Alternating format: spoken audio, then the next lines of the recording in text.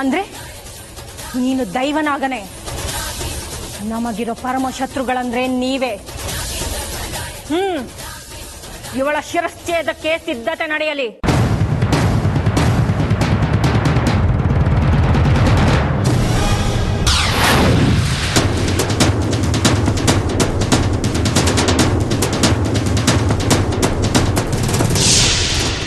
ನಾನು ಸಾಯ್ತೀನಿ.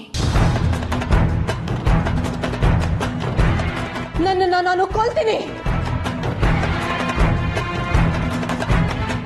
ನಿಲ್ಲು, ಇದಾಗಬಾರದು. ಅಪಚಾರವಾಗುತ್ತೆ. ನಮ್ಮ ಲೋಕದ ನಿಯಮದ ಪ್ರಕಾರ ಆತ್ಮಹತ್ಯೆ ಮಹಾಪಾಪ. ನಮ್ಮ ಲೋಕದಲ್ಲಿ ಆತ್ಮಹತ್ಯೆ ನಿಷಿದ್ಧ. ನೀನೇನಾದರೂ ಆತ್ಮಾಹುತಿ ಮಾಡಿಕೊಂಡರೆ ನಮ್ಮ ಇಡೀ ಕಾಳಿಂಗ ಲೋಕವೇ ನಾಶವಾಗುತ್ತದೆ. ಜೊತೆಗೆ ನೀನು ನಾಶವಾಗುತ್ತೀಯ.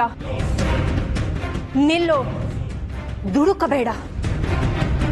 ನಿನ್ನ ಈ ಆತ್ಮಾಹುತಿಯ ನಿರ್ಧಾರವನ್ನು ಕೈಬಿಡು. ಆ ಖಡ್ಗವನ್ನು ಕೆಳಗೆ ಹಾಕು. ಹಾಗಾದ್ರೆ ನನ್ನ ಬೇಡಿಕೆನ ಈಡೇರಿಸ್ತೀರಾ? ನನಗೆ ಇಲ್ಲಿಂದ ಹೋಗೋದಕ್ಕೆ ಅವಕಾಶ ಕೊಡ್ತೀರಾ? ಇವಳನ್ನು ಇಲ್ಲಿಂದ ಹೋಗೋದಕ್ಕೆ ಬಿಡೋದಂತೂ ಅಸಾಧ್ಯ. ಹೇಗಾದ್ರೂ ಮಾಡಿ ಇವಳನ್ನ ಆತ್ಮಾಹುತಿ ಮಾಡಿಕೊಳ್ಳದಂತೆ ತಡಿಬೇಕು. ಆದ್ರೆ ಇವಳ ತಪ್ಪಿಗೆ, ಅಹಂಕಾರಕ್ಕೆ ಶಿಕ್ಷೆ ಅಂತೂ ಆಗಲೇಬೇಕು. ಹೇಗಾದ್ರೂ ಮಾಡಿ ಉಪಾಯವಾಗಿ ಇವಳನ್ನು ಕೊಂದು ತೀರಬೇಕು. ಹಾಗೆ ಆಗ್ಲಿ. ನಿನ್ನನ್ನು ಇಲ್ಲಿಂದ ಹೋಗಲು ಬಿಡುತ್ತೇವೆ. ಆದರೆ ಒಂದು ಷರತ್ತಿದೆ. ಷರತ್ತಾ? ಏನದು? ನಾವು ನಿನಗೆ ಕೆಲವೊಂದು ಪರೀಕ್ಷೆಗಳನ್ನು ಒಡ್ಡುತ್ತೇವೆ. ಅದರಲ್ಲಿ ನೀನು ಜಯಗಳಿಸಿದರೆ ಖಂಡಿತವಾಗಿಯೂ ನೀನು ಇಲ್ಲಿಂದ ಹೊರಡಬಹುದು. ಒಪ್ಪಿಗೆನಾ? ಖಂಡಿತ. ಅದೆಂತದೇ ಕಠಿಣ ಪರೀಕ್ಷೆ ಆದ್ರೂ ಅದನ್ನ ನಾನು ಎದುರಿಸೋದಕ್ಕೆ ಸಿದ್ಧ ಇದ್ದೀನಿ. ಅದೇನು ಅಂತ ಹೇಳಿ. ಆಗಲಿ. ಅದಕ್ಕೂ ಮುನ್ನ ನೀನು ಯಾವುದೇ ಕಾರಣಕ್ಕೂ ಆತ್ಮಾಹುತಿ ಮಾಡಿಕೊಳ್ಳುವುದಿಲ್ಲ ಎಂದು ಪರಮೇಶ್ವರನ ಮುಂದೆ ಆಣೆ ಮಾಡಬೇಕು.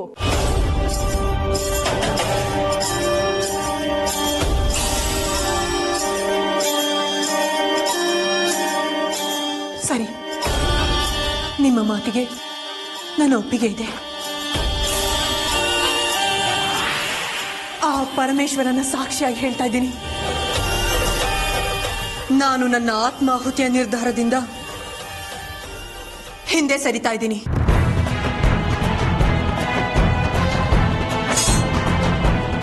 ಹೀಗೆ ಹೇಳಿ, ನಾನು ಯಾವ ಪರೀಕ್ಷೆನ ಜಯಿಸಬೇಕಾಗಿದೆ?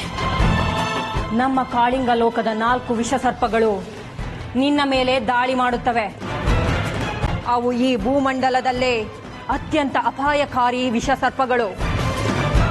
ಆ ವಿಷದ ಪ್ರಭಾವವನ್ನು ನೀನು ಸಮರ್ಥವಾಗಿ ಎದುರಿಸಿ ಬದುಕುಳಿದರೆ ನೀನು ನಮ್ಮ ಪರೀಕ್ಷೆಯಲ್ಲಿ ಗೆದ್ದಂತೆ. ಇದೇ ನಿನ್ನ ಮುಂದಿರುವ ಸ್ಪರ್ಧೆ.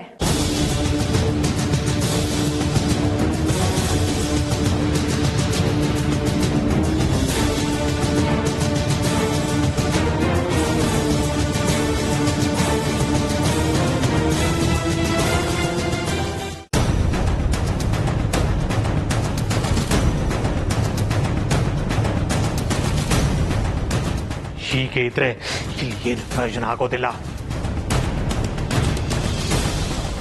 ಇಲ್ಲಿ ಶಕ್ತಿ ಇರೋದಂತೂ ನಿಜ. ಅದು ಯಾವುದನ್ನೋದನ್ನ ಮೊದಲು ಪತ್ತೆ ಮಾಡಬೇಕು.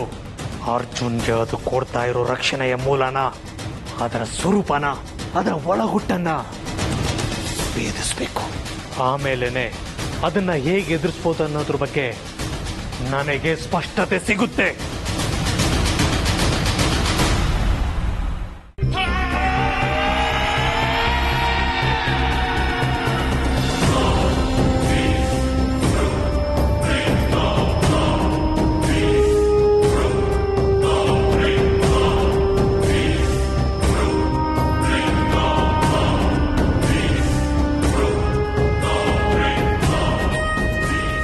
ಓಹೋ, ಹೀಗ ವಿಚಾರ.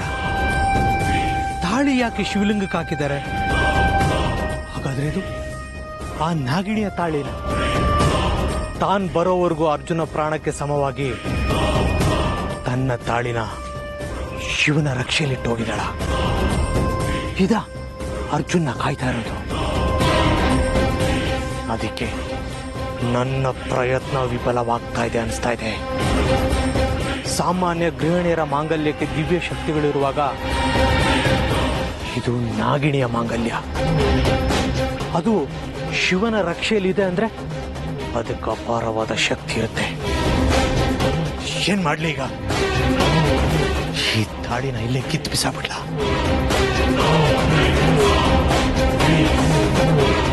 ಬೇಡ ಬೇಡ, ಪತಿವ್ರತೆಯಾದ ನಾಗಿಣಿಯ ಮಾಂಗಲ್ಯಕ್ಕೆ ಕೈ ಹಾಕಿದ್ರೆ ಈ ಕ್ಷಣನೇ ಸುಟ್ಟು ಭಸ್ಮ ಆಗ್ಬಿಡ್ತೀನಿ. ಬೇಡ ಬೇಡ, ಬೇರೆ ಏನಾದ್ರು ಯೋಚನೆ ಮಾಡಬೇಕು. ಹೇಗೆ?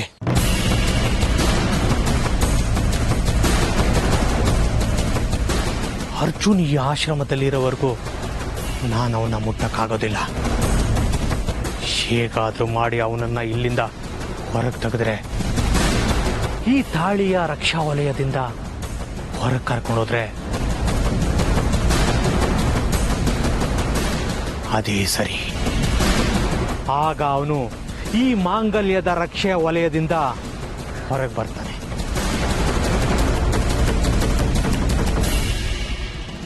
ಯಾವ ಶಕ್ತಿಗಳು ಕೆಲಸ ಮಾಡಲ್ಲ. ಆಗ ನನ್ನ ಕೆಲಸ ಇನ್ನೂ ಸುಲಭ ಆಗತ್ತೆ. ಅರ್ಜುನ್ನ ನಾನು ಏನು ಬೇಕಾದರೂ ಮಾಡಬಹುದು. ಹಾಗಾದ್ರೆ ಅವನನ್ನು ಹೇಗೆ ಹೊರಗೆ ಸಾಗಿಸೋದು ಗೊತ್ತಾಗ್ತಾ ಇಲ್ವಲ್ಲ.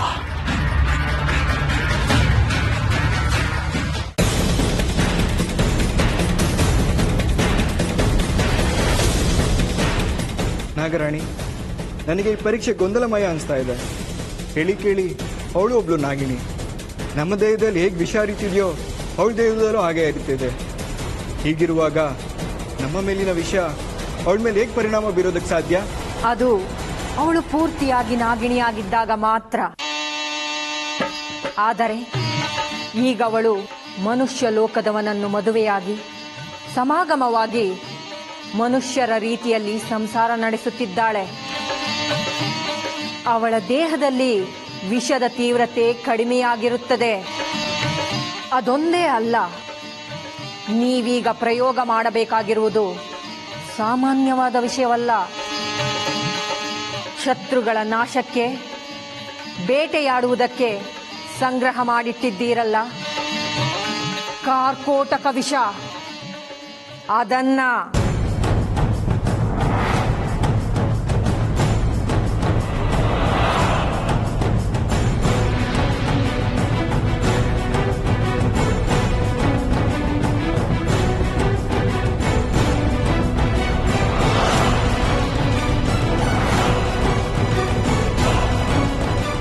ನಾನು ನಾಗಿಣಿ ಅಂತ ಗೊತ್ತಾದ ಮೇಲೂ ವಿಷದ ಪ್ರಯೋಗ ಮಾಡ್ತಾರೆ ಅಂದ್ರೆ ಖಂಡಿತವಾಗ್ಲೂ ವಿಷಗಳಲ್ಲಿ ಅಪಾಯಕಾರಿಯಾದ ನಾಗಗಳಿಗೂ ಪ್ರಾಣಕಂಟಕವಾದ ಕಾರ್ಕೋಟಕ ವಿಷನೇ ಇರುತ್ತೆ.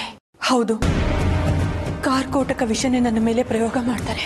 ನಾನೀಗಿರೋ ಪರಿಸ್ಥಿತಿಯಲ್ಲಿ ಕಾರ್ಕೋಟಕ ವಿಷದ ಪ್ರಭಾವದಿಂದ ತಪ್ಪಿಸ್ಕೊಳ್ಳೋದು ಅಸಾಧ್ಯದ ಮಾತು. ಆದ್ರೆ ಮಾತು ಕೊಟ್ಟಾಗಿದೆ, ಆತ್ಮಾಹುತಿ ಮಾಡ್ಕೊಳ್ಳೋ ಹಾಗಿಲ್ಲ. ಈ ಪ್ರಯೋಗದಿಂದ ತಪ್ಪಿಸ್ಕೊಳ್ಳೋ ಹಾಗಿಲ್ಲ. ಏನ್ ಮಾಡೋದೀಗ?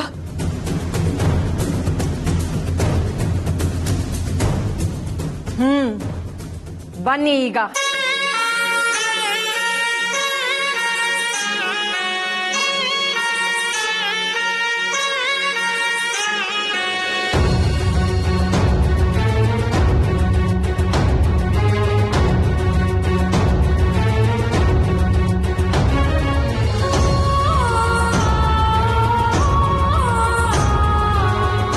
ಏನು ನಾಗಿಣಿ, ನಮ್ಮ ಪರೀಕ್ಷೆಗೆ ಸಿದ್ಧವಾಗಿದ್ದೀಯಾ? ಯಾಕೆ ಹೆದರಿಕೆ ಆಗ್ತಿದ್ಯಾ? ಒಬ್ಬ ನಾಗಿಣಿಯಾದ ನೀನೇ ಇಂಥದಕ್ಕೆಲ್ಲ ಹೆದರ್ತೀಯ? ಧೈರ್ಯವೇ ನಮ್ಮ ನಾಗಗಳ ವ್ಯಕ್ತಿತ್ವಕ್ಕೆ ಶೋಭೆ ಅಲ್ವಾ? ಇಷ್ಟಕ್ಕೆಲ್ಲ ಹೆದರು ಬಿಟ್ರೆ ಹೇಗೆ ನಾಗಿಣಿ? ಆಯ್ತು, ನಾನು ಪರೀಕ್ಷೆಗೆ ಸಿದ್ಧ ಇದ್ದೀನಿ. ಅದೇನಾಗುತ್ತೋ ಆಗ್ಲಿ. ನನ್ನ ನಿಷ್ಠೆಯಲ್ಲಿ ಆ ಪರಮೇಶ್ವರನಿಗೆ ನಂಬಿಕೆ ಇದ್ರೆ ಆ ಶಿವ ನನ್ನ ಸಹಾಯಕ್ಕೆ. ಓಂ ನಮಃ ಶಿವಾಯ. ಓಂ ನಮಃ ಶಿವಾಯ.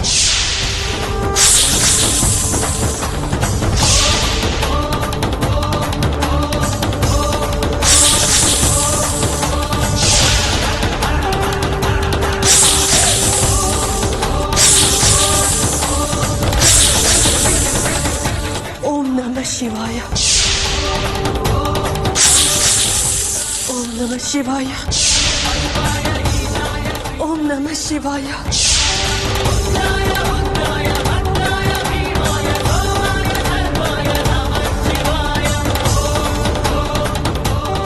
ಓಂ ನಮಃ ಶಿವಾಯ. ಓಂ ನಮಃ ಶಿವಾಯ. ವಿಷ ನಿಧಾನವಾಗಿ ಇವಳ ಮೈಗೇರ್ತಾ ಇದೆ. ಇನ್ನು ಇವಳು ಬದುಕೋ ಯಾವ ಸಾಧ್ಯತೆಯೂ ಇಲ್ಲ. ಕತೆ ಮುಗಿದ ಹಾಗೆ. ಓಂ ನಮಃ ಶಿವಾಯ.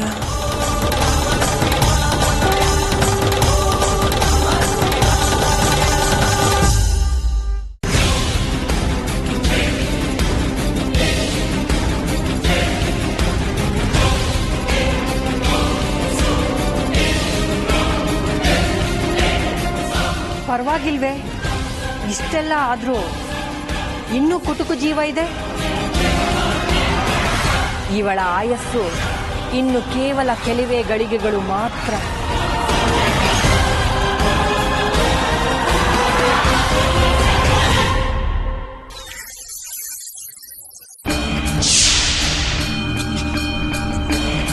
ಅಯ್ಯೋ ದೇವ್ರಿ! ಗುರುಗಳೇ, ಗುರುಗಳೇ! ಅಪಶಕುನ, ಅಪಶಕುನ! ಏನಾಯ್ತು ತಾಯಿ? ಅಲ್ಲೋಡಿ, ಅಲ್ಲೋಡಿ, ದೀಪಗಳು ಆರೋಯ್ತು.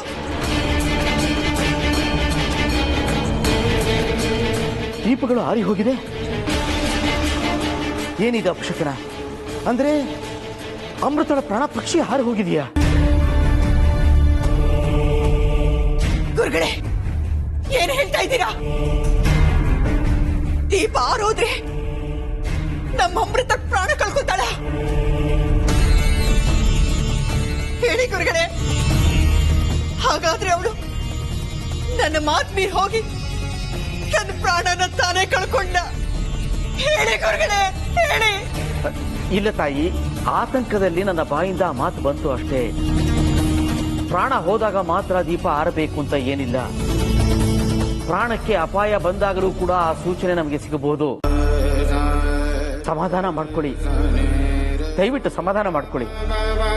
ಹಾಗಾದ್ರೆ ನಿಮ್ ಮಾತಿನ ಅರ್ಥ ನಮ್ಮ ಅಮೃತನ್ ಪ್ರಾಣ ಅಪಾಯದಲ್ಲಿದೆ ಅಂತ ತಾನೇ ಅರ್ಥ? ಏನ್ ಮಾಡೋದು, ಏನ್ ಮಾಡೋದೀಗ? ಇಲ್ಲ, ನನ್ನ ಪ್ರಶ್ನೆಗೆ ಆ ಭಗವಂತನೇ ಉತ್ತರ ಕೊಡಬೇಕು. ಉತ್ತರ ಕೇಳ್ತೀನಿ, ಕೇಳ್ತೀನಿ. ನಿಂತ್ಕೊಳ್ಳಿ, ನಿಂತ್ಕೊಳ್ಳಿ ತಾಯಿ, ಎಲ್ಲಿಗೆ ಹೋಗ್ತಾ ಇದ್ದೀರಿ?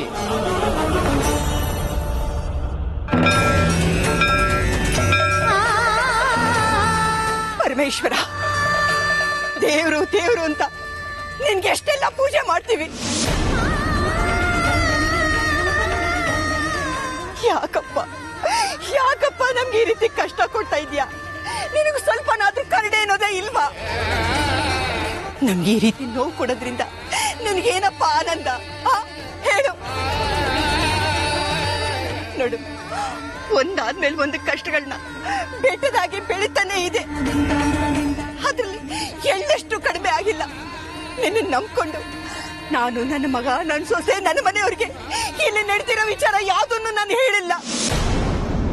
ಎಲ್ಲ ಮುಚ್ಚಿಟ್ಟಿದ್ದೀನಿ ತಂದೆ, ಎಲ್ಲ ಮುಚ್ಚಿಟ್ಟಿದ್ದೀನಿ. ಬೇಡ ತಂದೆ, ಬೇಡ.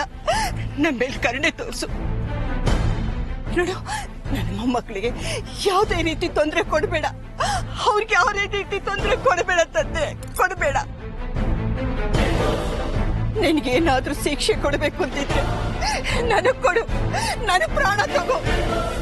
ಭಗವಂತ, ಅವರು ಬಾಡಿ ಬದುಕಬೇಕಾಗಿರೋ ಮಕ್ಕಳು, ಅವರನ್ನು ಕಾಪಾಡು ತಂದೆ, ಅವರನ್ನು ಉಳಿಸು ತಂದೆ, ಅವರನ್ನು ಉಳಿಸು. ತಾಯಿ, ಸಮಾಧಾನ ಮಾಡ್ಕೊಳ್ಳಿ. ನಿಮ್ಮ ಸಂಕಟ ಏನು ಅಂತ ನನಗೆ ಅರ್ಥವಾಗುತ್ತೆ. ಪರಮೇಶ್ವರನ ಮೇಲೆ ನನಗೆ ಸಂಪೂರ್ಣವಾದ ನಂಬಿಕೆ ಇದೆ. ನನ್ನ ನಂಬಿಕೆ ಹುಸಿಯಾದದ್ದೇ ಇಲ್ಲ. ಒಳ್ಳೆಯವರಿಗೆ ಒಳ್ಳೆತನಕ್ಕೆ ಅನ್ಯಾಯವಾದದ್ದು ಇತಿಹಾಸದಲ್ಲೇ ಇಲ್ಲ. ಪ್ರಪಂಚದಲ್ಲಿ ಎಲ್ಲವೂ ಒಳ್ಳೆಯದೇ ಆಗತ್ತೆ. ಬನ್ನಿಮ್ಮ, ಎಲ್ಲವೂ ಒಳ್ಳೆಯದಾಗತ್ತೆ. ದಯವಿಟ್ಟು ಬನ್ನಿ ನನ್ನ ಜೊತೆ.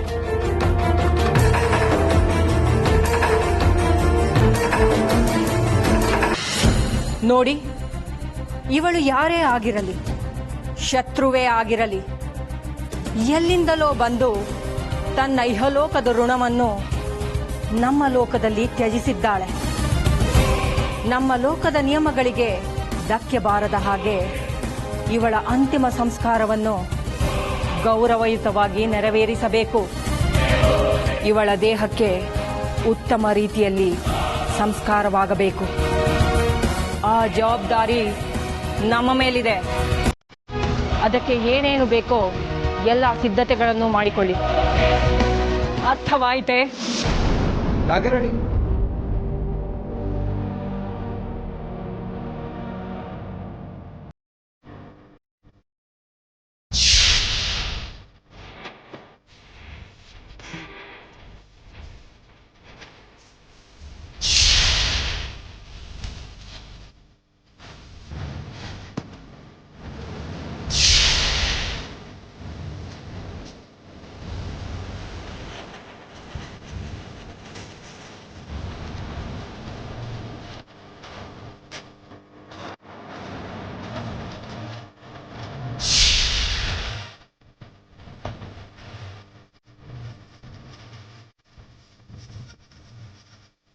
ನಾಗರಾಣಿ, ನೀವು ಕೊಟ್ಟ ಪರೀಕ್ಷೆನ ನಾನು ಸಮರ್ಥವಾಗಿ ಗೆದ್ದು ಬಂದಿದ್ದೀನಿ. ನಿಮ್ಮ ಷರತ್ತು ಪೂರ್ತಿಯಾಗಿದೆ ಅಂತ ಭಾವಿಸ್ಬಹುದಾ? ಈಗಲಾದ್ರೂ ನಾನು ಇಲ್ಲಿಂದ ಹೋಗೋದಕ್ಕೆ ಅನುಮತಿ ಕೊಡ್ತೀರಾ? ಅಸಾಧ್ಯ, ಅಸಾಧ್ಯ. ನನ್ನ ಕಣ್ಣುಗಳನ್ನ ನನಗೆ ನಂಬೋದಕ್ಕಾಗ್ತಾ ಇಲ್ಲ. ನಾನು ನಿನ್ನ ಮೇಲೆ ಪ್ರಯೋಗ ಮಾಡಿದ ವಿಷ ಸಾಮಾನ್ಯವಾದ ವಿಷವಲ್ಲ, ಅದು ಕಾರ್ಕೋಟಕ ವಿಷ. ಅದು ಹೇಗೆ ನೀನು ಕಾರ್ಕೋಟಕ ವಿಷದ ಪ್ರಭಾವದಿಂದ ಪಾರಾದೆ? ಹೇಗೆ ಸಾಧ್ಯ ಇದು? ಪರಮೇಶ್ವರನ ಮೇಲೆ ನಾನಿಟ್ಟ ಶ್ರದ್ಧೆ ಭಕ್ತಿಗಳೇ ಇವತ್ತು ನನ್ನ ಪಾಲಿನ ಸಂಜೀವಿನಿ ಆಯ್ತು. ಇದೆಲ್ಲವೂ ಪರಮೇಶ್ವರನ ಕೃಪಾ ಕಟಾಕ್ಷ. ನಂಬದವರನ್ನ ಕೈ ಬಿಡಲ್ಲ ಆ ನನ್ನ ಭಗವಂತ.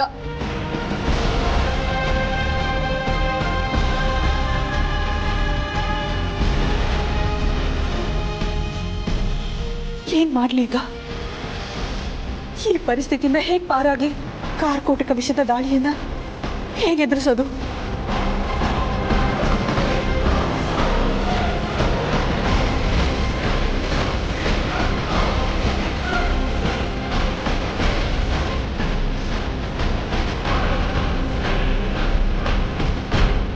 ಹಾಗಾದ್ರೆ ಆ ಕಾರ್ಕೋಟಕ ವಿಷದ ಹಣ್ಣನ್ನ ನಾನು ತಿಂದ್ರೆ ವಿಷ ನನ್ನ ದೇಹ ಸೇರ್ಕೊಳ್ಳುತ್ತೆ. ಅದೇ ಸಮಯಕ್ಕೆ ಇವರ ವಿಷನು ನನ್ನ ಮೈ ಸೇರಿದ್ರೆ ವಿಷದ ವಿರುದ್ಧ ವಿಷನೇ ಅಸ್ತ್ರವಾಗಿ ತಿರುಗತ್ತೆ. ಹೌದು, ವಿಷನ ವಿಷದಿಂದನೇ ಎದುರಿಸ್ಬೇಕು. ಅದೇ ಸರಿ. ನನ್ನ ಪ್ರಾಣನ ಉಳಿಸ್ಕೊಳ್ಳೋದಕ್ಕೆ ಇದೇ ಸರಿಯಾದ ಮಾರ್ಗ.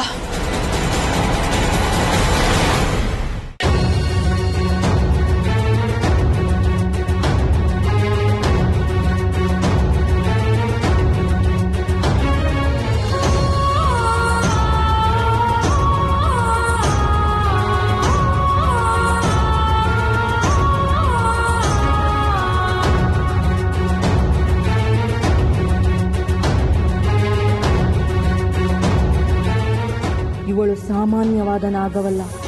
ಎಷ್ಟಾದರೂ ಇವಳು ದೈವನಾಗ. ವಿಚಕ್ಷಣ ಜ್ಞಾನದ ಜೊತೆಗೆ ಅಪಾರವಾದ ಬುದ್ಧಿವಂತಿಕೆಯೂ ಇದೆ.